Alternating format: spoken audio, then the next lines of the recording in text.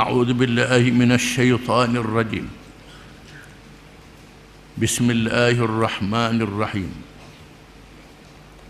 والفجر وليال عشر والشفع والوتر والليل إذا يسر هل في ذلك قسم لذي حجر ألم تر كيف فعل ربك بعاد إرم ذات العماد التي لم يخلق مثلها في البلاد وثمود الذين جابوا الصخر بالواد وفرعون ذي الأوتاد الذين طغوا في البلاد فأكثروا فيها الفساد فصب عليهم ربك صوت عذاب إن ربك لبالمرصاد.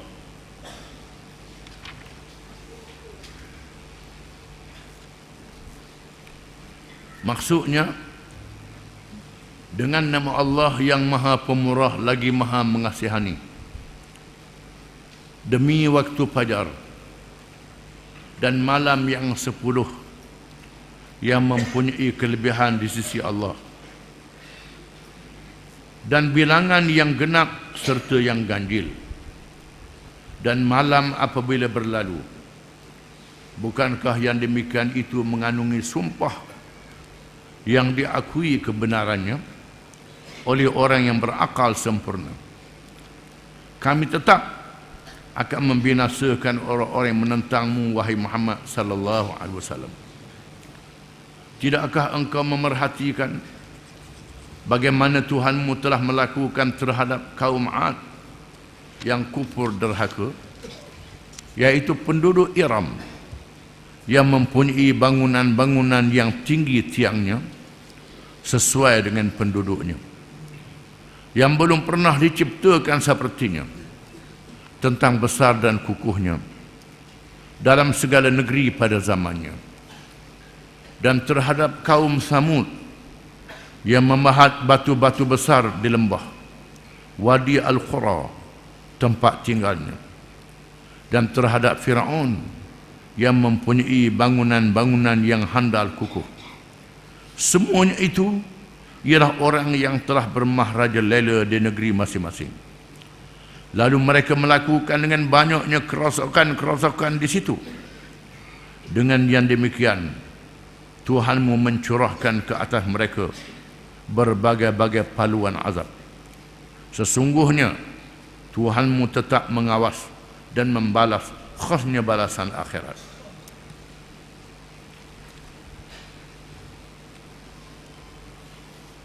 Ayat-ayat yang kita baca ni adalah permulaan daripada suratul Fajar. Suratul Fajar termasuk surah yang diturunkan di Makkatul Mukarramah ketika Nabi sallallahu alaihi wasallam dan para sahabatnya dalam keadaan menghadapi ujian kezaliman yang dilakukan oleh orang-orang kafir musyrikin. Allah menurunkan ayat-ayat untuk memberi semangat kepada Rasulullah sallallahu alaihi wasallam dan para sahabatnya, serta menguatkan iman mereka supaya bertambah yakin kepada Allah, kepada Islam yang dipercayai, supaya lebih semangat berjuang untuk menegakkan Islam. Surah ini memberi penekanan kepada 3 perkara yang penting. Yang pertama, kisah umat-umat zaman dahulu yang menentang Rasul di zaman masing-masing, kaum 'Ad, kaum Samud dan kaum Fir'aun. Semua mereka dibinasakan oleh Allah Subhanahu wa taala dengan cara masing-masing, dengan sebab dosa yang dilakukan oleh masing-masing. Yang kedua, surah ini menerangkan peraturan Allah, menguji hamba-hambanya dengan kebaikan dan kejahatan, kekayaan dan kefakiran. Manusia diuji dengan keadaan-keadaan ini. Dan memang tabiat manusia terlalu suka kepada harta dan kesenangan. Allah menguji mereka sama ada bersyukur ataupun bersabar. Semuanya mendapat pahala. Kepada mereka yang boleh syukur kalau sihat, kalau senang, dan sabar kalau susah. Seterusnya surah ini menceritakan berkenaan dengan hari akhirat dan segala huru-haranya. Terbahagianya manusia kepada yang bahagia dan celaka. Mereka yang beriman, mengerjakan amal yang saleh, menjadi pengikut yang setia kepada rasul-rasul dan nabi-nabi alaihi wassalatu wassalam. Berbahagialah pada hari kiamat kelak. Mereka yang kufur, tak percaya, menentang rasul-rasul dan nabi-nabi alaihi wassalatu wassalam, celakalah mereka pada hari kiamat kelak. Itulah perkara yang diberi penekanan di dalam surah ini. Bismillahirrahmanirrahim. Wal fajri, demi waktu fajar. Walayalin ashrin, dan demi malam-malam yang 10. Allah Ta'ala bersumpah dengan waktu fajar, iaitulah waktu tibanya subuh, datangnya cahaya fajar, meninggalkan waktu gelap. Kegelapan malam hilang, tak ada lagi. Waktu yang sangat khusyuk kepada Allah, kepada siapa yang menunaikan ibadat di masa itu. Allah Ta'ala boleh bersumpah dengan apa-apa sahaja kalangan makhluknya. Adapun kita tak boleh bersumpah melainkan dengan nama Allah. Wallahi wa billahi wa tallahi, demi Allah. Kalau bersumpah tak sebut nama Allah, sumpahnya tidak sah. Pergi ke mahkamah, duduk dalam kandang, akak dah tangan berapa kali pun. Saya bersumpah, saya mengaku wallahi wa billahi wa tallahi, tak ada. Maka sumpah itu mengikut hukum syaraknya tidak sah. Kita haram bersumpah dengan makhluk, tak boleh bersumpah malaikat dengan sebut nama Allah. Adapun Allah boleh bersumpah dengan makhluk-makhluk dia. Makhluk-makhluk yang memberi makna yang besar, menjadi dalil kepada kekuasaan dan kebesaran Allah Subhanahu wa taala. Makhluk yang ada kelebihan, supaya kita beri perhatian kepada makhluk-makhluk itu.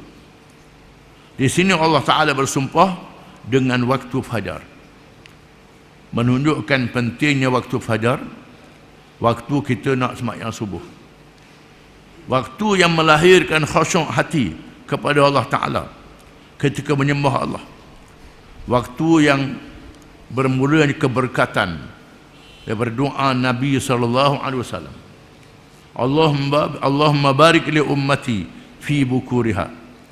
Ya Allah, ya Tuhanku, beri berkatlah pada umatku pada waktu paginya. Kalau nak berniaga, kena start awal pagi. Bekerja awal pagi. Walaupun orang tak ada lagi, tak apa, kita start. Untuk mendapat berkat doa Nabi SAW. Waktu fajar, sembahyang subuh dulu. Lepas tu, tibanya waktu berkat daripada Allah Ta'ala. Walayalin ashrin, dan malam-malam yang 10, iaitulah malam 10 hari awal daripada bulan Zulhijjah. Ketika para jamaah haji berhimpun di Makkatul Mukarramah untuk menunaikan ibadah haji, mereka berhimpun di Kaabah dalam keadaan memakai pakaian ihram, sama ada mengerjakan umrah ataupun haji di waktu bulan haji. Kemuncak bulan haji, 10 malam adalah malam yang sangat diberkati oleh Allah daripada sepanjang tahun. Disebut dalam hadis, sabda Nabi SAW, "Ma min ayamin al-amalu salihu ahabbu ila Allah fihinna min hadhihi al-ayam, ya'ni 10 Dzulhijjah." Qalu walal jihad fi sabilillah. Qala wal jihadu fi sabilillah illa rajulan kharaja bi nafsihi wa malihi thumma lam yarja' min dhalika bi syai'. Maksudnya, tidak ada hari-hari amal yang soleh yang paling dikasihi oleh Allah daripada hari-hari ini, iaitulah 10 awal bulan Zulhijjah. Mereka bertanya, tidak begitu juga jihad fi sabilillah? Nabi kata begitu jihad fi sabilillah. Melebihi jihad fi sabilillah. Malaikat orang yang berjihad keluar dengan sendirinya, dengan hartanya sendiri, kemudian dia tak balik-balik lagi. Ini tak boleh dicapai oleh orang lain. Yang berjihad, yang keluar dengan harta dia sendiri, tak balik dah harta dia. Ataupun diri dia tak balik juga, mati. Yang ini tak boleh nak lawan. Kelebihannya. Hadis ini menunjukkan kelebihan 10 malam daripada awal Zulhijjah. 1 hari bulan sehingga malam raya. Malam yang sangat lebih. Kebiasaannya kita duduk malam Lailatul Qadar di bulan Ramadan. Kita tak tahu ini malam yang lebih juga. Sehingga Allah Ta'ala bersumpah, walayalin ashrin, dan malam-malam 10, wasyafa'i wal watr, dan demi yang berpasangan dan demi yang tunggal. Allah Ta'ala bersumpah demi yang berpasangan dan demi yang tunggal. Demi yang hidup seorang, tak ada suami, tak ada isteri, sama ada manusia, binatang ataupun pokok. Demi yang berpasangan dan demi yang tunggal. Dia mengikut satu tafsir, mengikut tafsir yang lain. Yang berpasangan ialah makhluk-makhluk yang banyak, yang tunggal ialah Allah Subhanahu wa ta'ala. Innallaha witrun yuhibbul witra. Allah Ta'ala itu tunggal dan suka orang melakukan ibadat witir yang ditunggalkan. Disebut dalam hadis. Wal laili idza yas, dan demi waktu malam apabila berlalu. Demi waktu malam apabila telah berlalu malam itu. Waktu malam manusia berehat. Untuk berehat di waktu malam, duduk di rumah dengan keluarga untuk membina kekuatan pula untuk bekerja pada besok harinya. Demi malam apabila berlalu. Hal fi dzali qasamul ladzi haj, adakah pada perkara yang tersebut itu merupakan sumpah-sumpah yang sangat penting bagi orang yang ada hati dan akal. Orang yang ada akal, yang ada hati, kena fikir perkara yang disebut oleh Allah Ta'ala dalam sumpah itu. Menunjukkan perkara yang sangat penting, yang sangat besar, menjadi dalil kepada tauhid, esanya Allah Ta'ala. Menjadi dalil uluhiyah. Uluhiyah, la ilaha illallah, itu uluhiyah. Tak ada Tuhan yang layak disembah melainkan Allah. Dan rububiyah, alhamdulillahi rabbil alamin, segala puji bagi Allah, Tuhan yang mencipta, menjadi dan mengurus seluruh alam ini. Uluhiyah dan rububiyah disebut dalam Quran. Ada orang kata dia ngaji tak temu mudah ngaji Quran, ngaji kitab-kitab saja, Quran tak ngaji, tak faham tafsir Quran. Menjadi dalil uluhiyah, Tuhan yang layak disembah, dan rububiyah, Tuhan yang mencipta dan mengurus alam ini.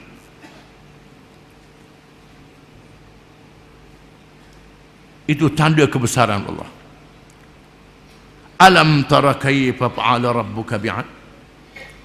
Adakah kamu tidak lihat, wahai Muhammad sallallahu alaihi wasallam, apa yang Tuhan lakukan terhadap kaum 'Ad, iaitulah kaum Nabi Hud alaihi salam. Iram dzatil imad, yang mendirikan bandar Iram, bandar yang ada di dalamnya bangunan-bangunan yang tinggi, bangunan yang tinggi, tiangnya besar, bangunannya tinggi. Rupanya zaman dulu dah ada bangunan yang tinggi ini, bukan zaman sekarang. Quran beritahu umat zaman dulu sudah ada bangunan yang tinggi, iaitulah kaum 'Ad. Allati lam yukhlaq mithluha fil bilad, yang tidak diciptakan seumpamanya di dalam negeri. Kaum yang tubuhnya besar, Kaum Ad ni kaum yang tubuhnya besar, yang gagah perkasa, yang kuat, yang boleh mendirikan bangunan-bangunan yang tinggi. Kaum yang tidak ada sepertinya segagah itu dan sekuat itu, yang sebesar itu, dicipta oleh Allah Subhanahu wa ta'ala. Mu tak tahu wahai Muhammad, beritahu pada kaummu, pada manusia semuanya tentang kaum Ad. Kaum yang tubuhnya besar, mendirikan bangunan di Bandar Iram, bangunan-bangunan yang tinggi. Wa Samud alladhina jabu as-sakhra bil wad, dan kaum Samud yang boleh memotong batu-batu yang pejal, bukit-bukit yang pejar dan kuat, dan memindah batu itu ke mana sahaja untuk mendirikan negeri dan kota-kota. Dikatakan mereka pernah membina 1,700 bandar di negeri mereka. 1,700 bandar mengikut para ulama, daripada Hijaz sehingga Tabuk sampai ke Jordan, dalam satu kawasan yang luas. Dengan mereka memahat bukit-bukit, bukit dipahatnya jadi bilik-bilik dalam bukit itu. Diangkatnya batu-batu yang besar, dibawa ke lembah untuk dijadikan bangunan. Bukan pakai semen, bukit stokor dibuat bangunan. Ini kehebatan kaum Samud. Wa Fir'aun dzil autad, dan Fir'aun yang mempunyai bala tentera yang ramai. Autad asalnya pasok-pasok khemah, menunjukkan ramainya bala tentera. Mengikut setengah ulama, paku-paku yang digunakan untuk memaku tangan dan lengan mereka yang diseksa. Termasuklah juga Autad ni, mereka mendirikan kubu-kubu macam bukit menjadi pasok bumi, yang dikenal dengan piramid ataupun ahram. Untuk seekor Fir'aun, satu ahram, satu piramid. Tentera yang ramai, jumlahnya yang sangat besar. Itu kehebatan kerajaan Fir'aun, kehebatan kerajaan Ad, kehebatan kerajaan Samud. Fa'aktsaru fiha al-fasad, tiba-tiba mereka banyak melakukan kejahatan. Kejahatan itu yang paling besar syirik, menyekutukan Allah dengan sesuatu yang lain. Di antara kejahatan itu berlaku zalim, membunuh orang, melakukan berbagai-bagai maksiat dan dosa. Allah Ta'ala utuskan kepada kaum-kaum ini rasul-rasul yang dilantik oleh Allah. Kaum Ad diutuskan Nabi Hud alaihi salam. Kaum Samud diutuskan Nabi Saleh alaihi salam. Kaum Fir'aun diutuskan Nabi Musa alaihi salam untuk mengajak mereka beriman kepada Allah. Fasabba alaihim rabbuka sawta adab, lalu Allah curahkan mereka dengan pukulan azab yang membinasakan mereka semua. Setelah mereka mendurhakai Allah, melawan Allah Subhanahu wa ta'ala, Allah Ta'ala curahkan mereka azab. Azab cepatnya datang macam curah air bu, serta-merta membinasakan kaum Ad. Segala bangunan tubuhnya yang besar ditiup oleh angin, terbang ke udara. Tubuh besar tak ada apa, diangkatnya. Bangunan-bangunan yang besar runtuh bergelempangan. Masih ada kesan dan tanda-tandanya di Ahqaf, di antara Uman dengan Hadramaut, negeri Yaman. Itu negeri kaum Ad. Masih ada sakit-bakinya, sama ada yang duduk atas tanah atau yang digali dalam bumi. Dapat dilihat kesan-kesannya sehingga hari ini. Ini bukan cerita dongeng, cerita yang sungguh-sungguh berlaku. Bila mereka lawan Rasul mereka Nabi Hud, setelah Tuhan beri tempoh degil juga, mereka ingat Nabi Hud tak boleh buat apa, tak ada lah, takkan boleh lawan kaum yang kaya, kaum yang kuat. Bila sampai masanya mereka dicurahkan azab macam curah air, dihapuskan semuanya kaum Ad. Tinggal kesan-kesan sejarah untuk dilihat oleh manusia di akhir zaman. Kaum Samud yang dapat mendirikan bangunan melalui bukit-bukit yang dipahat. Pada adanya ribut tak jadi apa, banjir tak jadi apa. Allah Ta'ala binasakan mereka setelah mereka menentang Nabi Saleh alaihi salam yang dilantik oleh Allah dengan satu tempik yang kuat. Tempik yang kuat menjadi mayat yang bergelimpangan di rumah masing-masing. Bangunannya masih ada, rumahnya masih ada, orangnya tidak ada. Orang tak ini duduk. Sekarang ni barulah orang pergi tengok tempat sejarah sakit baki kaum Samud yang masih ada di Madain Saleh. Dikenali dengan Madain Saleh, bandar-bandar Nabi Saleh. Ketika Nabi SAW pergi ke Tabuk, Nabi lalu di kawasan ini, ada kalangan sahabat yang ambil air telaga kaum Samud, buat uli gandum untuk buat roti untuk makan. Bila Nabi tahu, Nabi kata, cuah air semua, jangan minum. Gandum tu bagi makan unta, jangan kamu makan. Ini negeri yang dilaknat oleh Allah. Boleh kau zaman ni buat air tawar. Baru dia buat air tawar, Nabi suruh buang. Ini kaum yang dilaknat oleh Allah, jangan. Sahabat-sahabat pun buang, bagi makan unta, dan airnya dicurah. Kalau lalu di sini, lalu dengan cepat, kata Nabi. Takut pada Allah Ta'ala, bertakwa kepada Allah. Orang lain tak pergi kaji, tengok kehebatan, tamadun, kemajuan umat zaman dulu. Itu yang dipikirkan oleh mereka. Mereka tak fikir tentang kaum-kaum itu dilaknat oleh Allah Subhanahu wa Ta'ala. Kaum Fir'aun yang mempunyai pasak-pasak bumi, wa fir'aun nadil autad. Fir'aun yang mempunyai pasak-pasak kemah yang banyak, bala tentera yang ramai jumlahnya. Bermula dengan Fir'aun dengan ganas mendapat maklumat akan zahir seorang rasul di kalangan Bani Israel yang menjatuhkan kerajaannya. Fir'aun mengeluarkan undang-undang menyembelih setiap anak lelaki yang dilahirkan, dibenarkan anak perempuan saja. Yudhabbihuna abna'akum wa yastahyuna nisa'akum. Lelaki, kalau anak lelaki disembelih, anak perempuan dibenar untuk jadi abdi pada kaum Bani Israel. Untuk menghalang kelahiran Nabi Musa alaihi salam, tiba-tiba Allah jadikan Musa dibesarkan di bawah mahligai Fir'aun sendiri. Nak lawan Allah Ta'ala. Musa yang kamu cari besar di bawah istana mu sendiri. Kekuasaan Allah menemusi kerajaan Fir'aun.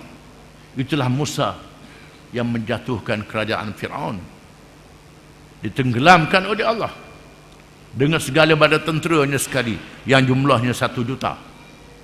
Dikatakan 1 juta badan tentera. Setelah bertahun-tahun dia ajak beriman, degil juga, Allah Ta'ala suruh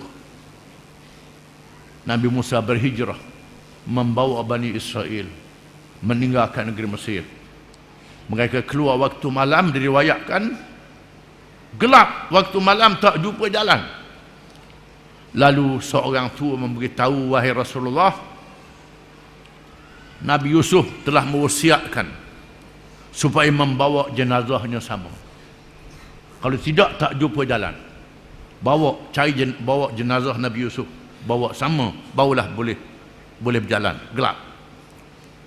Kat mana kubur tak tahu. Lalu dia beritahu seorang perempuan tua. Orang perempuan tua ni yang tahu di mana kubur Nabi Yusuf. Lalu dipanggil perempuan tua itu. Nabi Musa tanya, kat mana kubur Nabi Yusuf? Perempuan tua kata, saya tak mau beritahu kecuali Rasulullah doa saya masuk syurga. Syarat doa, Allah masukkan saya dalam syurga. Kalau tidak, saya tak beritahu. Nabi Musa berdoa kepada Allah supaya ajuz, perempuan yang tua, masuk syurga. Allah memperkenankan doa, baru dia tunjuk di kubur Nabi Yusuf. Ambil mayat, di mana jenazah Nabi tak hancur. Jasad Nabi tak dimakan oleh bumi. Semua Nabi-Nabi begitu. Dia ambil jasadnya, diusung, barulah berjumpa jalan. Setelah berjumpa jalan, bertemu dengan laut. Bertemu dengan laut. Sudah. Lalu Bani Israel berkata, inna lamudrakun. Kali ini kita akan dapat ditangkap oleh Firaun. Habislah kita Musa. Pandai sangat ajak lari. Ni tak boleh lari, Daud ada di hadapan. Habis mereka melihat debu yang menjulang di langit, menandakan ramainya tentera berkuda Firaun yang memburu mereka. Nabi Musa menjawab, kalla inna ma'i rabbi sayahdin. Kalla, tidak sekali-kali. Mereka tidak boleh membinasakan kita, kata Nabi Musa. Inna ma'i rabbi sayahdin. Sesungguhnya bersama dengan aku, Tuhan aku. Tuhan akan tunjukkan kepada aku bagaimana kita nak menyelamatkan diri.